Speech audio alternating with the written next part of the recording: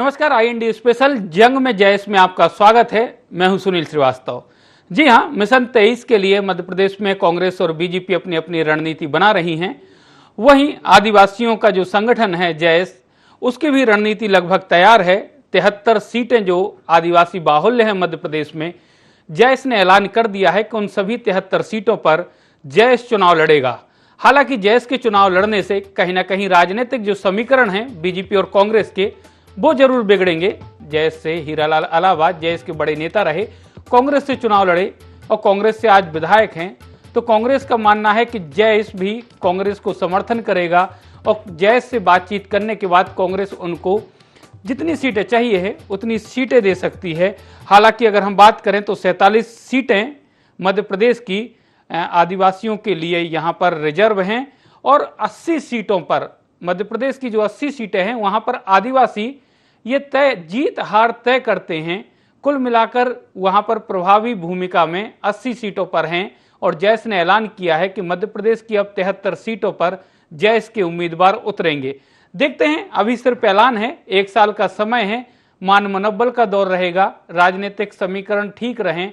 कांग्रेस और बीजेपी भी कोशिश करेंगी कि जयेश के पदाधिकारी उनकी तरफ से चुनाव लड़ें, क्योंकि हमने देखा था कि जब गोंडवाना गणतंत्र पार्टी का प्रभाव बड़ा था तो कहीं ना कहीं उनके नेताओं में भी सत्ता के प्रति जो आकर्षण है वो बढ़ गया था और यही वजह रही कि गोंडवाना गणतंत्र पार्टी कई भागों में टूटी।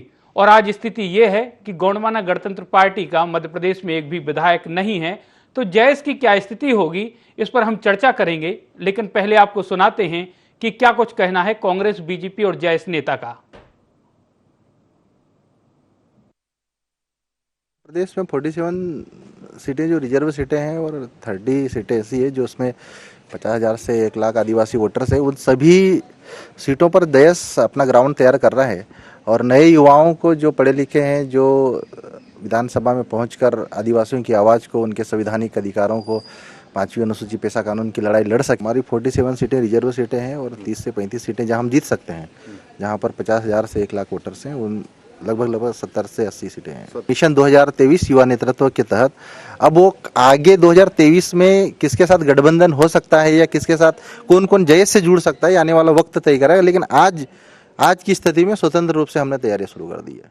जहाँ भी जयेश जीतने की स्थिति हो, जयेश का DNA कांग्रेस का है, ये हमें याद रखना। वो तो खुद कहते हैं तो जयेश से जहाँ वो जीत सकते हैं और नौजवान है, आवश्यक रूप से हम जीतने वालों को टिकट। देखो, कमलनाथ जी के बयान के बाद में एक बात तो स्पष्ट हो गई कि कांग्रेस का आधार अब जनजाति वर्ग में नहीं रहा, इसलिए अब वो ये खो तलाश रहे हैं कि कहां पे जाके साख बच जाए कांग्रेस की। जहां तक सवाल सम्मानित बाकी के अन्य दलों का है, कमलनाथ आज पूरे प्रदेश में कांग्रेस को लड़ाने की स्थिति में नहीं बचे। चलिए, तो अब जयेश के मैदान में उतरने के बाद कहीं ना कहीं बीजेपी और कांग्रेस अपनी अपनी रणनीति में थोड़ा सा बदलाव करेगी, क्योंकि जयेश को लेकर ना तो कांग्रेस ने सोचा होगा ना ही भाजपा ने सोचा होगा कि मध्य प्रदेश की 73 सीटों पर चुनाव लड़ने का ऐलान कर देगी पार्टी। हालांकि कमलनाथ जी जरूर कह रहे हैं कि जयेश का DNA कांग्रेस ही है। तो अब देखते हैं, ये वक्त बताएगा कि जयेश किसके साथ जाएगी, क्योंकि हीरालाल अलावा ने कहा है कि सभी विकल्प खुले हुए हैं, गठबंधन किसके साथ होता है और युवाओं को, जो पढ़े लिखे आदिवासी युवा हैं, उनको मौका देने के लिए जयेश तैयार है। हमारे साथ जुड़ चुके हैं अजीत सिंह भदौरिया साहब हैं, कांग्रेस के प्रदेश प्रवक्ता हैं। धैर्यवर्धन शर्मा जी हैं, बीजेपी के वरिष्ठ नेता हैं। धैर्यवर्धन जी, जयेश ने अब ऐलान कर दिया है कि मध्य प्रदेश की 73 सीटों पर चुनाव लड़ेगी जयेश। हालांकि कमलनाथ जी कह रहे हैं कि DNA कांग्रेस ही है जयेश का, क्या कहेंगे? ये मिलीजुली सरकार है। दोनों लोग चुनाव के पहले ऐसे मीरा किस्ती की बातें करते हैं और बाद में जयेश के नेता इस समय जो है वो वही करते हैं जो कमलनाथ जी चाहते हैं। इसलिए ये पूरी तरह से अविश्वसनीय है और आदिवासियों को ठगने का प्रपंच करते हैं सारे लोग मिलकर के। इसलिए मुझे तो इनके किसी भी स्टेटमेंट पर कोई भरोसा नहीं है। आदिवासी वोट बैंक पर दोनों दलों की नजर रहती है। कांग्रेस चूंकि ये मानती है कि आदिवासियों पर उनका एकाधिकार है, उनका कब्जा है, वर्षों से वो उनको बरगलाने में सफल रहे हैं। इस आत्मविश्वास के चलते वे हर कीमत पर जयेश के नेतृत्व को अपने उंगलियों के इशारे पर नचाने के लिए किसी भी हद तक चले जाते हैं। और पिछले चुनावों में हमने देखा है कि अंततः वही हुआ जो कांग्रेस ने चाहा। हर्षवर्धन जी, कमलनाथ जी कह रहे हैं कांग्रेस डीएनए जयेश का जो है वो कांग्रेसी है। जयेश के जो बड़े नेता हैं हीरालाल अलावा, वो इस समय कांग्रेस से ही विधायक हैं।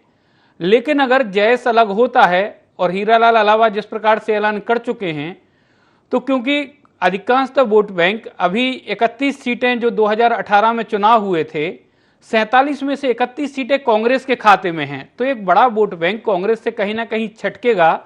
तो आपको क्या लगता है, इसका राजनीतिक लाभ आपको मिलेगा या फिर आदिवासी जिस प्रकार की कोशिश कर रहे हैं कि आदिवासी युवाओं को नेतृत्व मिले, आदिवासी एक लीडरशिप खड़ी हो, उसको फायदा मिलेगा इससे? देखिए, पूर्व में निवेदन किया है कि आदिवासी समाज को कांग्रेस अपनी बपौती समझता है। आदिवासी समाज पर अनेक स्थानों पर भारतीय जनता पार्टी के साथ भी गया है। हिंदुस्तान में एक स्थिति ऐसी भी बनी कि जो ऐसा तबका है जिसको समाज में उपेक्षित तबका कहा जाता है, उसे अनुसूचित जनजाति और जाति के सर्वाधिक जनप्रतिनिधि किसी भी राजनीतिक दल के पास है तो भारतीय जनता पार्टी के पास है। ये चिंता कांग्रेस पार्टी को भी है। कांग्रेस पार्टी ये चाहती है कि भारतीय जनता पार्टी इस वर्ग में अपनी गति न बढ़ा पाए, हस्तक्षेप हमारा न बढ़े। तो जयेश के साथ मिलकर के ये नूरा कुश्ती करते हैं। जयेश एक प्रकार से इनके मोहरे का ही काम करता है, इसलिए मुझे इनके किसी भी प्रकार के बयान पर कोई भरोसा नहीं है। न तो जयेश आदिवासी समाज के लोगों का विश्वास जीत पाया है, इसलिए आदिवासी समाज इन पर भरोसा करेगा, ये भी कोई गारंटी नहीं। चलिए पूछ लेते हैं, डॉक्टर आनंद राय साहब जुड़ गए हैं हमारे साथ, रणनीतिकार हैं, जयेश के मार्गदर्शक हैं। डॉक्टर साहब, जयेश ने 73 सीटों पर चुनाव लड़ने का ऐलान कर दिया है। क्या माना जाए कि अब गठबंधन की कोशिश होगी या फिर जयेश अकेले ही चुनाव लड़ेगा मध्य प्रदेश में 73 सीटों पर? देखिए, त्रिस्तरीय पंचायत चुनाव में जयेश से जुड़े लोगों को जमीन पर उतारा गया था और 25 से ज्यादा हमारे जिला पंचायत सदस्य बने हैं और करीब 100 के आसपास जनपद सदस्य बने और 1000 सरपंच बने हैं। इसके अलावा मंडी चुनाव में भी जयेश हिस्सा लेने जा रहा है। तो नेटवर्क तक अभी तक हमारा बूथ पर नेटवर्क नहीं था, तो अभी बूथ पर नेटवर्क के पंचायत चुनाव के बहाने बूथ तक नेटवर्क खड़ा किया गया है।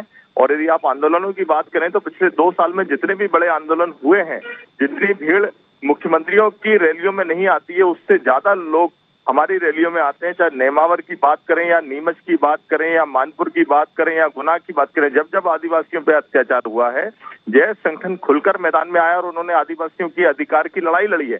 अभी हाल ही में मानपुर में एक आदिवासी बच्चे की कस्टडी में मौत हो गई, उसका मर्डर कर दिया गया। उस पूरे मामले में भी जयेश संगठन ही जमीन पर आया और कोई दूसरा संगठन वहां नहीं आया। तो ये जो महाशय कह रहे थे कि आदिवासियों का विश्वास हम में नहीं है, हमारी रैलियों में कभी आप आके देखिए, तब आपको अंदाजा लगेगा कि आदिवासियों किस तरीके से आदिवासी जयेश में विश्वास रखता है। जयेश में बिल्कुल विश्वास, लेकिन एक बात और है डॉक्टर साहब, जयेश का डीएनए कांग्रेसी है। कमलनाथ जी ने कहा है, कमलनाथ जी को विश्वास है कि जिस प्रकार से हीरालाल अलावा जी कांग्रेस से चुनाव लड़ गए थे, जयेश जो चुनाव लड़ने की बात कर रहा है, तो कमलनाथ जी आखिरी वक्त तक आप लोगों को तैयार कर लेंगे और आपके जो जितने भी युवा उम्मीदवार होंगे जयेश के, एक बात बैठ के हो जाएगी और कांग्रेस के ही बैनर तले जयेश के नेता या जो युवा रहेंगे वो चुनाव लड़ेंगे। ऐसी क्या अभी कोई आपकी चर्चा हुई है हीरालाल अलावा जी आपके संगठन के अंदर? जी ने जो ये बोला है डीएनए कांग्रेसी है, ये उनने अलग परिप्रेक्ष्य में बोला है ना, जिसका कई हमारे युवा विरोध भी कर रहे हैं। उनका मुझे लगता है कि उनका ये कहना होगा कि हमारी आइडियोलॉजी एक है और जयेश किसी भी कीमत पर जो कम्युनल लोग हैं, जो सांप्रदायिक लोग हैं, जो आरएसएस संगठन जिनको चलाती है, उनके साथ जयेश का कैडर नहीं जाएगा, ये उनका मतलब था, है ना। तो अभी हमारा जो संगठन है वो तय करेगा कि जयेश को एक पॉलिटिकल पार्टी के रूप में रजिस्टर्ड किया जाए या पहले से जो 2-3 राजनीतिक पार्टियां जो ट्राइबल बेस की हैं, जैसे गोंडवाना गणतंत्र पार्टी है, भारतीय ट्राइबल पार्टी है और भारत आदिवासी पार्टी है, क्या इन लोगों के साथ हम जाएंगे या बीजेपी के साथ जाएंगे या कांग्रेस के साथ जाएंगे? तो ये सब चीजें अभी अंतिम लेवल पर तय करनी है। उसके पहले हमारे लोगों को हम बूथ लेवल कमेटियां बनाने का हमने बोला है कि जमीनी स्तर पर अपना नेटवर्क खड़ा करिए और 2-3 महीने के अंदर स्थिति और स्पष्ट हो जाएगी। यदि अलग पार्टी बना के लड़ना हुआ तो पार्टी का पंजीयन करवाने रह जाएगा, यदि अलायंस करना हुआ तो उन सीटों पर कांग्रेस को बोला जाएगा कि यहाँ आप अपने उम्मीदवार खड़े मत करिए, आप हमारे लिए सीटें छोड़ दीजिए। जिस तरीके से उन्होंने जिग्नेश मेवानी के लिए सीट छोड़ी गुजरात में, उसी तरीके से उनसे बोला जाएगा कि यदि आप और हमारा डीएनए एक है तो आप हमारे सामने मत लड़िए। बिल्कुल। अजीत जी, आपके लिए एक और अब थोड़ी सी चुनौती हो सकती है, परेशानी का सबब हो सकता है। आपने 47 सीटों में से मध्य प्रदेश की 31 आदिवासी बाहुल्य सीटें जीती थी 18 में। अब जैस ने भी ऐलान कर दिया और मैदान में जैस है। आपके जो नेता हैं, जहां से विधायक हैं, जैस भी दावा करेगा एक बड़ा, तो वहां से या तो आपको अपने नेता को विड्रॉ करना पड़ेगा या फिर जैस के खिलाफ चुनाव लड़ना पड़ेगा। दोहरी चुनौती रहेगी आपके सामने। देखिए, समान विचारधारा की कोई भी दल हो, अगर समान विचारधारा के दोनों दल हैं तो उसमें आपस में तय किया जाएगा। जैसे आदरणीय कमलनाथ जी ने स्पष्ट रूप से कहा कि हमारा डीएनए एक है, मतलब हमारी विचारधारा एक है जी। और अगर विचारधारा हमारी एक है तो निश्चित रूप से कांग्रेस की विचारधारा है सर्वधर्म समभाव को लेकर, जो समाज में पिछड़े हुए लोग हैं उनको साथ लेके आगे बढ़ाने का कार्य लगातार किया जाए। और वही जयस का उद्देश्य है कि अनुसूचित जनजाति के जो भाई बहन हैं उनको नेतृत्व प्रदान किया जाए। तो निश्चित रूप से कांग्रेस पार्टी, आदरणीय कमलनाथ जी ने स्पष्ट कह दिया है कि जो जयस के साथी लगेगा कि चुनाव जीत सकते हैं, आगे आ सकते हैं, जैसे डॉक्टर हीरालाल अलावा को मौका दिया कांग्रेस पार्टी ने, ऐसे ही आगे चल के जो लोग भी आएंगे आपस में बैठ के बातचीत करेगा वरिष्ठ नेतृत्व दोनों संगठनों का, और जो भी सांप्रदायिक दलों को रोकने के लिए जो उचित कदम होगा वो कदम उठाया जाए। धैर्यवर्धन जी, आदिवासियों के हितैषी आप लोग हैं, सरकार कहती है, आप भी कहते हैं। आदिवासियों फिर यकीन क्यों नहीं, क्योंकि 47 सीटों की अगर बात करें हम, 47 में से 31 कांग्रेस ने जीती, सिर्फ 16 सीटों पर ही आप लोग चुनाव जीत पाए थे। अगर आप सच्चे हितैषी हैं तो आदिवासी पहचान क्यों नहीं पा रहा आप लोगों को अब तक? जैसे हमने बहुत सारे ऐसे निर्णय किए हैं जिनसे सिद्ध होता है कि हम आदिवासी हितैषी हैं। इस समय सबसे बड़ा उदाहरण तो हमारे महामहिम में देश के राष्ट्रपति उसी समुदाय, उसी समाज को से संबंधित हैं, जिस पर आदिवासी समाज, पूरे देश का समाज प्रसन्नता का अनुभव भी कर रहा है, गर्वित भी अनुभव कर रहा है। और इसके पहले भी तमाम मंत्री, तमाम विधायक, मैंने इस बार उल्लेख किया कि अभी पिछले दिनों से तो हमारी स्थिति है कि भारत में सबसे ज्यादा अनुसूचित जाति और जनजाति के जनप्रतिनिधि किसी राजनीतिक दल के पास हैं तो भारतीय जनता पार्टी के पास हैं। सबसे ज्यादा विधायक, सबसे ज्यादा सांसद। अब जहां हमारे पास कुछ नहीं था, वहां अगर हमें इतनी बड़ी संख्या में प्रतिनिधि मिल रहे हैं तो हमारी स्वीकार्यता का परिचायक है। मैं बात करूंगा जयस और कांग्रेस के रिश्ते की जी। कांग्रेस जयस के जो आदिवासियों के बीच उपस्थिति है उसका लाभ लेना चाहती है, उनको अपना दूत बना करके राजनीतिक तौर पर उनका उपयोग करना चाहती है।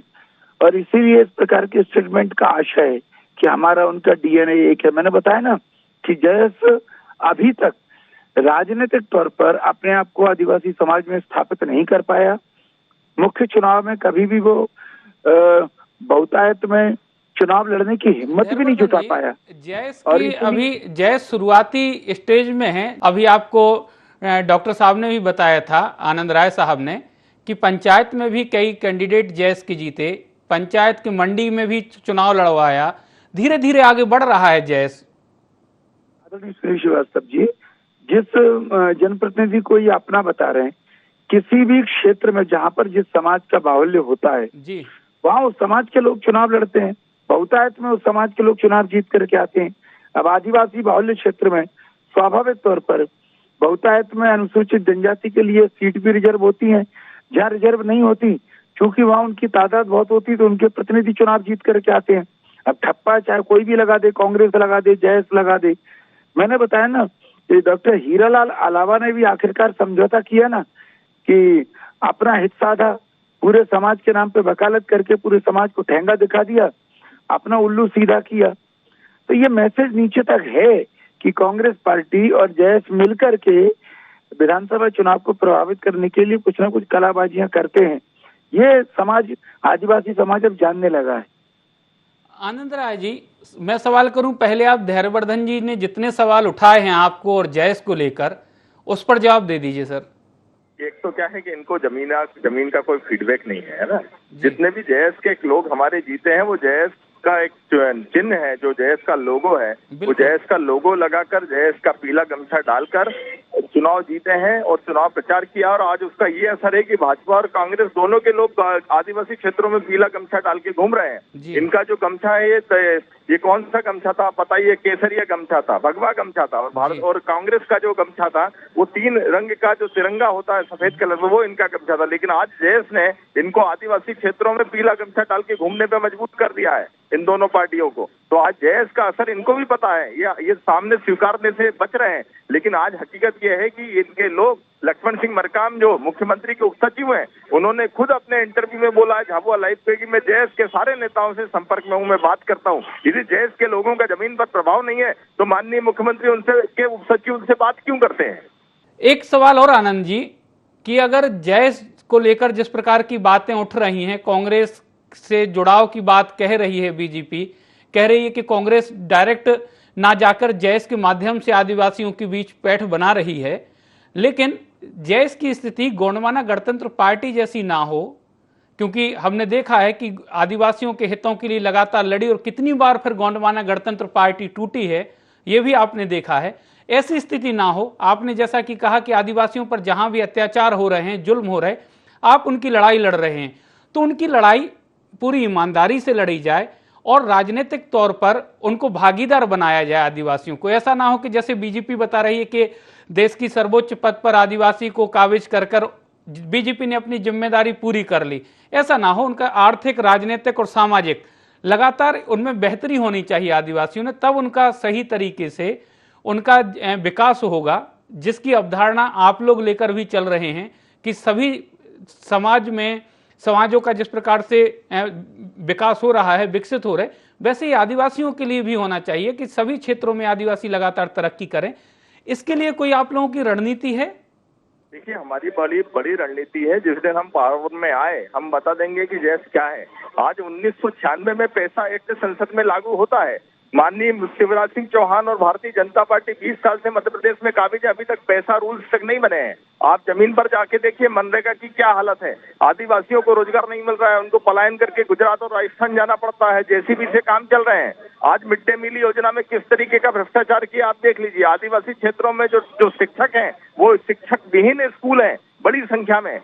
और जिस तरीके से आदिवासियों पर झूठे मुकदमे दर्ज किए जा रहे हैं, उनको दबाया जा रहा है, उनको रासुका से लेकर जिला बदर की धाराएं लगाई जा रही हैं, तो कहीं न कहीं दबाव प्रभाव की राजनीति भारतीय जनता पार्टी कर रही है। और जो आदिवासियों के हितैषी जो कानून है उनको जमीन पर आपको लागू करना पड़ेगा। 5वीं अनुसूची को आपको लागू करना पड़ेगा। रामनाथ कोविंद जैसे दलित का आपने बोलकर उनको राष्ट्रपति बनाया, लेकिन उनके राष्ट्रपति रहते हुए दलितों के पक्ष में कोई एक कानून बना हो तो आप बता दीजिए। जिस तरीके से द्रौपदी मुर्मू जी की बात कर रहे हैं कि हमने उनको राष्ट्रपति बनाया है, तो आप बता दीजिए कि राष्ट्रपति बनने के बाद आदिवासियों के हित में कोई कानून बना हो, कोई योजना बनी हो, कोई चीज बना हो, तो आप मुझे बता दीजिए। सिर्फ प्रतीकों की राजनीति ये करते हैं कि हमने आदिवासी वर्ग से किसी को राष्ट्रपति बना दिया। अरे आप उनके पक्ष में क्रियान्वयन चाहिए हमको, जमीन पर उनकी हालत सुधरे क्या? आज उनकी जो हालत है, जो गरीबी है, जो अशिक्षा है, जो कुपोषण से मर रहे हैं उनके बच्चे, क्या ये हालत सुधरेगा? आजादी के बाद 75 साल हो गए, आज बताइए आदिवासियों की वही हालत है। ट्राइबल सब प्लान का पैसा जो है 12 करोड़ रुपया मोदी जी की रैली पे खर्च किया गया। आदिवासी उपाय योजना का पैसा हम लोगों ने कानूनी नोटिस दिया, मुख्यमंत्री शिवराज सिंह चौहान उस नोटिस का जवाब नहीं दे पाए। क्या बात करते हैं ये लोग आदिवासियों की, और आदिवासियों का पैसा खाया है इन्होंने इस तरीके से। जी, आदिवासियों को एक किसी समाज के व्यक्ति को पद देने से आदिवासियों की समस्याएं हैं, जो आदिवासियों के विकास के लिए जो काम होने चाहिए, जिस प्रकार के एक्ट की बात डॉक्टर साहब ने कही, वो कहाँ हैं? उनके लिए 75 साल से जद्दोजहद आदिवासी कर रहा है। जंगलों तक के अधिकारों की बात करें तो उसकी भी लड़ाई आदिवासियों को लड़नी पड़ रही है। आपने बहुत विकास किया, तो इस प्रकार की स्थितियां क्यों बन रही हैं? देखिए डॉक्टर आनंद राय साहब का अपना नजरिया हो सकता है। मेरा ये मानना है किसी भी वर्ग का, किसी भी जाति का या किसी भी तबके का जो कि उपेक्षित है, उसका विकास यदि करना तो अनेक मोर्चों पर करना होता है जी। तमाम सारी योजनाओं के माध्यम से आर्थिक लाभ भी देने होते हैं, समाज की मुख्य धारा से जोड़ने के लिए उनको घर मिले, उनके लिए घर में स्वच्छ पीने का पानी मिले, बिजली मिले, ये सब सुविधाएं भी देनी होती है। एक और बड़ी बात है, उनका मनोबल भी ऊंचा रहे, वो अपने आप को किसी से है या दीनहीन न समझे। भारतीय जनता पार्टी इन सभी मोर्चों पर काम कर रही है। आप मुझे बताइए, हिंदुस्तान में यदि गरीबों को सीमेंट कंक्रीट के पर मकान दिए जा रहे हैं तो सबसे ज्यादा लाभान्वित होने वाला तबका कौन सा है? निश्चित तौर पर जो सबसे ज्यादा गरीब है, आदिवासी समुदाय को सबसे ज्यादा लाभ हो रहा है। घरों में यदि शुद्ध पानी पहुंचाने के लिए मोदी सरकार काम कर रही है तो सुदूर क्षेत्र के गांव में, सुदूर बस्तियों में रहने वाले इसी तबके को लाभ मिलने वाला है। घर घर शौचालय बनवाए हैं, तमाम प्रकार की सरकारी योजनाओं में लाभ दिया जा रहा है। अब इसके बाद मैंने बताना कि मनोबल बढ़ाने वाली बात है।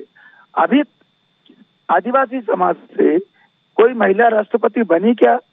ये तो भारतीय जनता पार्टी की सरकार के समय ही चमत्कार हुआ है। करोड़ों करोड़ों आदिवासी भाई बहनों के मन में कम से कम तो जगह होगा कि हम देश के दूसरे नागरिकों की तरह ही बराबरी का दर्जा हासिल करने वाले लोग हैं, हम भी देश के सर्वोच्च पद पर जाकर के बैठ सकते हैं। तो ये तमाम सारी चीजें होती है जिनसे पोषण मिलता है, जिनसे ताकत मिली है, जिससे समुदाय को बल मिला है। इसलिए मैं दावे के साथ कह रहा हूँ कि विद्रोह करने के लिए, भड़काने के लिए तमाम प्रकार के लोग समाज में काम कर रहे हैं। उनके अपने तर्क हो सकते हैं, मैं किसी के तर्क को काटने और कुतर्क के लिए नहीं बैठा हूं, पर मेरा यह मानना है कि हम अंत्योदय के लिए काम करते हैं। हम समाज के अंतिम छोर पर खड़े हुए व्यक्ति के लिए उन परिवार। अंत्योदय की बात बीजेपी करती है, आदिवासी हम मानते हैं कि सबसे अंतिम छोर के व्यक्ति हो सकते हैं। 75 साल पानी, बिजली, सड़क, स्वास्थ्य और शिक्षा, जो मूलभूत जरूरतें हैं उनको हम पूरा नहीं कर पा रहे आदिवासियों के लिए। और हम लगातार, चाहे आप हों, चाहे बीजेपी हो या दूसरे राजनीतिक दल हों, जो भी आदिवासी बाहुल्य इलाकों में जिनके जनप्रतिनिधि हैं, ऐसी क्या मजबूरी है कि चुनाव के समय सिर्फ आदिवासियों की याद आती है, बाकी योजनाओं की हम बात करें, उनकी क्रियान्वयन की बात करें, आदिवासियों को अलग थलग सा छोड़ दिया जाता है। देखिए सुनील जी, यहाँ तक बात है, देश पूरा बहुत विस्तृत था, वर्ग मीटर था। जब देश आजाद हुआ था उस समय हम एक सुई तक नहीं बना पाते थे। 75 साल की बात करते हैं, जो मोदी जी ने जो सुगूफा छोड़ा है, जो जुमला छोड़ा है, मोदी जी लगातार 8 साल से वो चीजें बेच रहे हैं जो 75 साल में या 65 साल में बनती चली आई, जो संसाधन खड़े हुए हैं। जहाँ तक आदिवासी भाई बहनों की बात है, अनुसूचित जनजाति के, आप अगर आज अनुसूचित जनजाति के क्षेत्रों में जाकर देखेंगे, धरातल पर तो निश्चित रूप से इतना विकास हुआ है कि आप दांतों तले उंगली दबा के रह जाएंगे। चारों तरफ रोडों की व्यवस्था की गई है, जितने संसाधन ज्यादा से ज्यादा उपलब्ध कराए जा सकते हो। शैक्षणिक व्यवस्था के लिए छात्रावास बनाए गए हैं, छात्र छात्राओं के लिए स्कूलों की व्यवस्था की गई है, विशेष रूप से आदिम जाति कल्याण विभाग के अंतर्गत। तो जितना ज्यादा से ज्यादा व्यवस्थाएं हो सकती थी उनके जीवन स्तर को उठाने के लिए, कांग्रेस पार्टी के शासन काल में लगातार की गई। आप देखेंगे 20 साल से तो लगातार शिवराज सिंह जी की सरकार है, भारतीय जनता पार्टी की सरकार है। इस सरकार ने क्या किया सिवाय घोटाला करने के अलावा? आज भी इस मध्य प्रदेश में कुपोषण के शिकार बच्चे मिल रहे हैं और एमडीएम के घोटाले हो रहे हैं, करोड़ों, 100 करोड़ से ऊपर के। तो ये अपने आप में कितना दुखद है। तो ये चीजें सब दायित्व शिवराज सिंह जी को तय करना पड़ेगा, जिम्मेदारी लेना पड़ेगी। कांग्रेस पार्टी ने जो किया वो मील का पत्थर है, और 20 साल से तो प्रदेश की स्थिति और कमान पूरी शिवराज सिंह जी के हाथ में, तो बद से बदतर हो गई। चाहे आर्थिक दृष्टि से देख लिया जाए, शैक्षणिक या स्वास्थ्य की दृष्टि से, सब में मध्य प्रदेश का स्तर लगातार गिरता चला गया। चलिए, आप तीनों मेहमान हमसे जुड़े, आप तीनों का बहुत बहुत धन्यवाद। तो अगर हम यहाँ जिम्मेदारी की बात करें तो आदिवासियों को भी अब समझना होगा कि सिर्फ वोट बैंक नहीं है वो, उनको भी राजनीतिक, आर्थिक, सामाजिक, शैक्षणिक और स्वास्थ्य, इन तमाम चीज़ों का अधिकार है। और जो उनकी इन अधिकारों की बात करें, चाहे वो जेएस हो, चाहे बीजेपी हो या कांग्रेस हो, आदिवासियों को देखना होगा कि सच्चा हितैषी कौन है। डीएनए की तरफ ना जाएं। डीएनए तो क्योंकि राजनीति का पल पल बदल रहा है देश में, सिर्फ ये देखें कि उनके लिए वास्तव में काम किन्होंने किया है या काम करने का जज्बा किनके पास है।